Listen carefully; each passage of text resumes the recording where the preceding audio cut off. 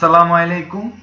Tutorial বাংলার Microsoft Excel tutorial পর্বে আপনাদের বিশেষ করে আমন্ত্রণ। তো যারা বুঝতে পেরেছেন যে আজকের এই পর্বটি কি নিয়ে সাজানো হয়েছে তাদের জন্য ভালো, এবং যারা বুঝতে পারেননি তাদেরকে আমি বলছি এই পর্বটি মাইক্রোসফট এক্সেল সম্বন্ধে ধারণা এবং খুব সহজে আমরা মাইক্রোসফট কিভাবে শিখতে পারি।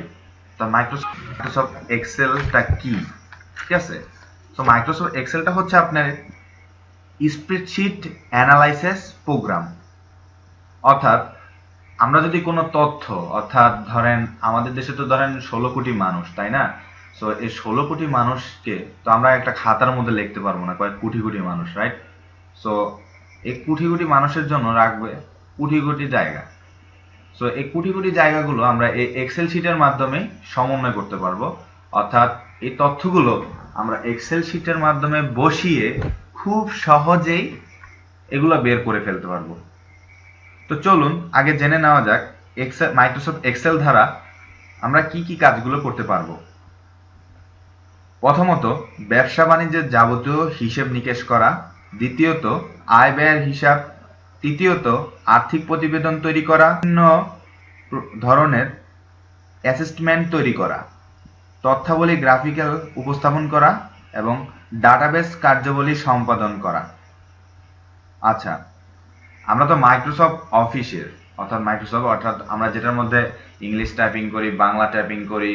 সো আবার মনে করেন না যে এটাতে টাইপিং করা যায় না, এটা তো করা যায়, কিন্তু এটা আসলে আমাদের বিভিন্ন ধরনের ডাটা সংরক্ষণ করার জন্য মেন ব্যবহৃত হয়। তো আমরা তো বললাম যে অফিসের যে পেজটা, এটা তো আমরা একটা পৃষ্ঠা ধরি, কিন্তু মাইক্রোসফট এক্সেলের এই দাগ থাকার কারণেই, অর্থাৎ এই দাগ থাকার কারণে এটাকে আমরা ওয়ার্কশিট বলে থাকি। সো এই দাগগুলা কি আমরা কি কেউ জানি?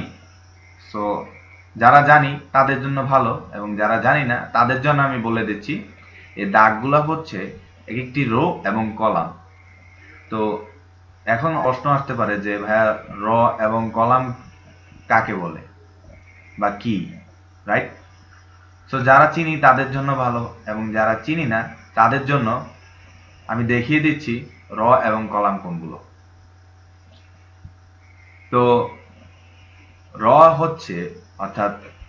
হচ্ছে আমাদের এই যে 1 2 3 4 5 6 এমন যে সারি আকারে নিচে নেমে গেছে, অর্থাৎ এই যে পাশে পাশে যেগুলো চলে গেছে, যে অর্থাৎ আমরা যেগুলো দেখতে পাচ্ছি যেমন যে পাশাপাশি চলে যাচ্ছে, সো এগুলো হচ্ছে এক একটা রো। এবং কলাম কোনগুলো?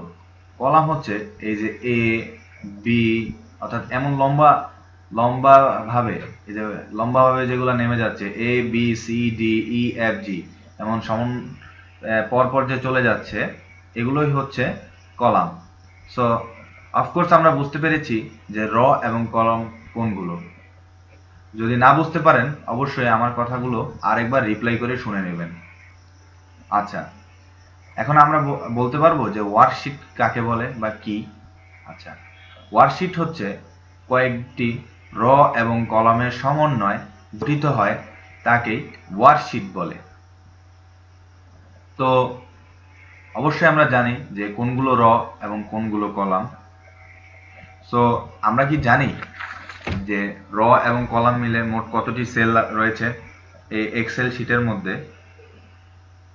সো আমরা যদি কন্ট্রোল এবং আমাদের যে অ্যারো চিহ্ন রাইট লেফট ডাউন আপ, আমরা যদি ডাউনের চাপি, সো দেখতে পারবো যে কতগুলো রয়েছে। দেখেন, 10,48,576টি র এবং কলাম রয়েছে। সো আমরা উপরের চাপ দিই, অর্থাৎ আপ অ্যারোতে চাপ দিয়ে চলে যাই আপ অ্যারোতে। আচ্ছা, আমরা তো জানলাম যে কতগুলো র এবং কলাম রয়েছে। সো এখন হচ্ছে ফর্মুলা বারটা কি? আমরা কি ফর্মুলা বারটা চিনি? ফর্মুলা বারটা কি? আচ্ছা, আমি বলি।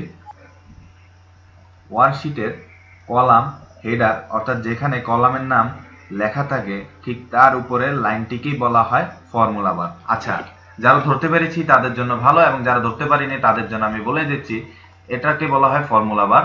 এখানে অর্থাৎ ফর্মুলাটা কি? ধরেন আমরা একটা খাবার দিয়ে এই জিনিসটা করি। ধরেন আমাদের একটা ডিম ভাজতে হবে, আচ্ছা, এখন ডিম ভাজার জন্য আমাদের কি কি দরকার বলেন তো? সো অবশ্যই পেঁয়াজ, মরিচ এবং একটি ডিম এবং তেল এবং লবণ। আচ্ছা, সো এতগুলো ফর্মুলা দিয়ে যে আমরা জিনিসটা তৈরি করলাম, এগুলো কিন্তু আমরা দেখতে পারি এবং অনুভবও করতে পারি, কিন্তু এখানে যে আমরা লিখবো, আচ্ছা এগুলা এখানে আমরা যে যোগ বিয়োগ গুলো করবো, এগুলো একটি ফর্মুলা মাধ্যমে করব। আর এই ফর্মুলা যেহেতু এখানে লিখবো, যখন ইন্টার চাপবো সেহেতু এই ফর্মুলাগুলো এখান থেকে চলে যাবে, এবং পরবর্তীতে যদি আমরা ফর্মুলাগুলো দেখতে চাই, এই বারে আমাদের ফর্মুলাগুলো লেখা হবে। আচ্ছা, এখন অ্যাড্রেস এরিয়াটা কি, অর্থাৎ অ্যাড্রেস বার। আচ্ছা, এই যে অ্যাড্রেস সেল, এটাকে বলা হয় অ্যাড্রেস সেল। কি আমরা কি জানি? অ্যাড্রেস সেলটা হচ্ছে, ধরেন আমি ঢাকার উত্তরার এত নাম্বার সেক্টরে থাকি। আচ্ছা, তো এটা তো আমার একটা অ্যাড্রেস না? তো অবশ্যই ওয়ার্কশিট গুলোর একটা অ্যাড্রেস থাকার দরকার, তাই না? যেহেতু কাজ করার ক্ষেত্রে অবশ্যই আমাদের ফর্মুলা গুলো লিখতে হবে, অ্যাড্রেস অনুযায়ী তো আমাদের এক একটা ফর্মুলা। তো আপনি যদি ধরেন, ধরেন আমরা একটা চিঠি লিখবো, ঠিক আছে? সো চিঠি লেখার ক্ষেত্রে আমরা তো কোনো একটা অ্যাড্রেসে পাঠাবো, তাই না? সো অ্যাড্রেসটা যদি আমরা নাই জানি, সো চিঠিটা তো যাচ্ছে না। সো সেই ক্ষেত্রে এটার ক্ষেত্রে তেমন, আপনি যখন যোগ বিয়োগ করবেন, আপনার যদি অ্যাড্রেস ভুল হয়, ধরেন ভুল হলো, আপনার যোগ বিয়োগ ঠিক করে আসবে না। সো আপনারা দেখতে পাচ্ছেন, আমি যদি বি কলামের রাখলাম এবং দেখতে পাচ্ছেন এখানে আছে B2, অর্থাৎ আমি বি কলামের 2 নাম্বার সারিতে রয়েছি, 2 নাম্বার র সারিতে। দেখতে পাচ্ছেন এই যে আমি যদি ডি কলামের 3 নাম্বারে যাই, দেখতে পারবেন যে ডি কলামের 3 নাম্বারে রয়েছি আমি। সো অফকোর্স বুঝতে পেরেছেন যে ফর্মুলা বারটা কি, এবং দেখাই নেই আপনাদের। সো আমি যদি দেখাই আপনাদের, ফর্মুলা বারটা হচ্ছে আপনার, যদি আমি একটা যোগ করি, ধরেন আমি এখানে দিলাম 10 অ্যান্ড, অর্থাৎ ডান অ্যারো দিয়ে আমি যদি এখানে দিই 20 এবং এখানে দিই 20, সো আমরা তো এগুলা লিখবো না, তো চলুন আমরা যোগ করি দেখি। আমি আপনাদের যোগের পদ্ধতি অবশ্যই দেখাবো। সো প্রথমে যদি আমরা এই যে অ্যাড্রেস একটা দিলাম অ্যান্ড এটা দিয়ে যদি আমরা ইন্টার চাপি, দেখতে পাবো যে 50 হয়ে গেছে। সো এখানে 20, এখানে 20, এখানে 10, মোটমাট 50 হয়ে গেল। সো আশা করছি খুব সচরাচর বুঝতে পেরেছেন। এবং যদি আমরা এখানে দিই, এই দেখেন আমরা যে কিছুক্ষণ আগে যে একটা ফর্মুলা লিখলাম, equal to sum first bracket A1 number cell dot C1 এবং ক্লোজ ব্র্যাকেট। সো খুব সহজে আমরা বারটা কি, সো এগুলো আমরা ডিলিট করে দিব, এগুলো যেহেতু আমার দরকার নেই, আমরা যখন শিখবো তখনই আমাদের এগুলো দরকার পড়বে। তো যে ফর্মুলা বার কোনগুলো আর সেল কোনগুলো, তো এখন আমরা চলুন দেখে নেওয়া যাক কিভাবে র ইনসার্ট করা হয়। আচ্ছা, কোনো একটা ব্যবসা প্রতিষ্ঠানের কিছু একটা যোগ করলেন, এবং ধরেন আমি একটা উপরে থেকে একটা যোগ করছি, দেখেন আমার 10,000টি পণ্য রয়েছে একটি প্রতিষ্ঠানের। তো 10,000 পণ্য থেকে হয়তো একটা পণ্য মিস্টেক হতেই পারে, স্বাভাবিক।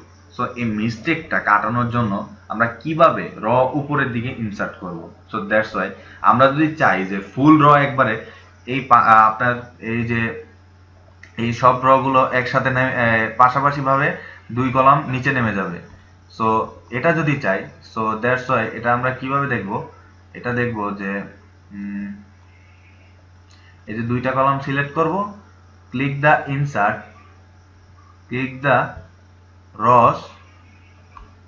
দেখেন খুব সহজে 2টা র কিন্তু নিচে নেমে গেছে। এখন আমি যদি আবার কন্ট্রোল জেড চাপি, দেখতে পারবেন যে নেমে গেছে। আমি আবারও দেখাচ্ছি, click the insert, click the insert sheet র। সো খুব সহজেই আমরা বুঝতে পারলাম যে কিভাবে আমাদের র গুলো ইনসার্ট করা হয় ওয়ার্কশিটে। আচ্ছা, এখন তো আমরা দেখলাম যে আমি কন্ট্রোল জেড দিয়ে আমি কেটে দিচ্ছি, লাগবে না এখন। সো আমরা যদি চাই, ধরেন আমি এই লাইনের মধ্যেই 2টা ইনসার্ট সেল এবং শিফট সেল ডাউন, আমি আবার বলছি যে shift cell down and click the okay যদি দিই, click the insert, click the shade, and enter র। ওকে, একটু প্লিজ, সরি। থাকার পরে এই জিনিসটা ইনসার্ট করা যায়। তো সমস্যা নেই, আপনার যখন আমরা লিখবো তখন আমি দেখাই দেবো যে কিভাবে জিনিসটা করতে হয়। সো বেসিক্যালি এখন হচ্ছে না। সো আচ্ছা, এখন তো আমরা দেখলাম যে কিভাবে র ইনসার্ট করতে হয়। এখন আমরা চলুন দেখে নেওয়া যাক যে কিভাবে একটি কলাম ইনসার্ট করা হয়। সো আমরা যদি কলাম দুইটা চাপি অ্যান্ড এই যে কলাম, সেম একই প্রসেসে and insert shift column. So দেখতে পাবো যে বাড়তি দুইটা কলাম বের হয়ে গেছে আমাদের এখান থেকে। সো খুব সহজেই আমরা পেলাম কিভাবে click the insert shift column. তো আমরা খুবই সহজে জিনিসটা ইনসার্ট করতে পারলাম। সো আশা করছি বুঝতে পারছেন, এবং পরের পর্বে বাকিগুলো আপনাদের বুঝিয়ে দেওয়ার জন্য চেষ্টা করব। সো আজকের পর্ব কেমন হয়েছে অবশ্যই জানাবেন, ভালো লাগলে লাইক কমেন্ট শেয়ার করবেন। তো আশা করছি আমি আপনাদেরকে সবগুলোই ঠিক মতো বোঝাতে পেরেছি। যদি বোঝাতে না পেরি অবশ্যই বলবেন কমেন্ট করে, কেননা আমি যে 100% পারবো তা সঠিক নয়। আপনাদের থেকেও কিন্তু আমার অনেক কিছু শেখার আছে, ঠিক আছে? সো মানুষ কিন্তু ছোটদের থেকেও শিখে, ঠিক আছে? অনেকে আছে যে নিজেকে মনে করে যে 100%। আসলে ভাই, আমরা কেউই 100% ভাবে পূর্ণটা কিছুই পারি না। আপনার থেকে ভাই আমার শিখার আছে, এবং আমার থেকে অবশ্যই আপনার শিখার আছে। অবশ্যই আমি যেটা পারবো অবশ্যই আপনাদেরকে আমি দিব, আর আমি যেটা পারবো না সেটা অবশ্যই আপনাদের থেকে আমি শিখার চেষ্টা করব। তো আগামী পর্ব দেখার আমন্ত্রণ জানিয়ে আজকের পর্ব থেকে বিদায় নিচ্ছি। আল্লাহ হাফেজ, আসসালামু আলাইকুম।